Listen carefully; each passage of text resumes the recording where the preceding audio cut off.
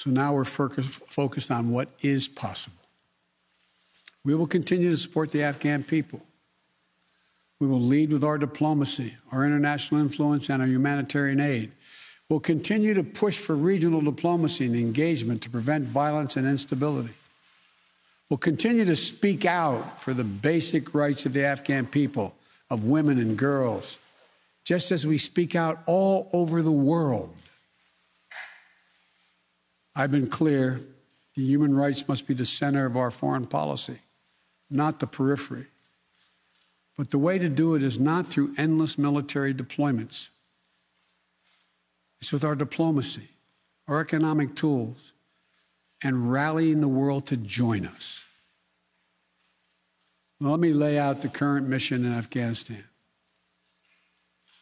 I was asked to authorize, and I did, 6,000 U.S. troops to deploy to Afghanistan for the purpose of assisting in the departure of U.S. and allied civilian personnel from Afghanistan, and to evacuate our Afghan allies and vulnerable Afghans to safety outside of Afghanistan. Our troops are working to secure the airfield and to ensure continued operation of both the civilian and military flights.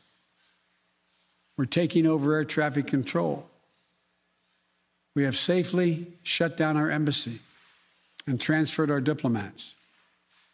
Our diplomatic presence is now consolidated at the airport as well. Over the coming days, we intend to transport out thousands of American citizens who have been living and working in Afghanistan. We'll also continue to support the safe departure of civilian personnel, the civilian personnel of our allies who are still serving in Afghanistan. Operation Allies Refugee, which I announced back in July, has already moved 2,000 Afghans who are eligible for special immigration visas and their families to the United States.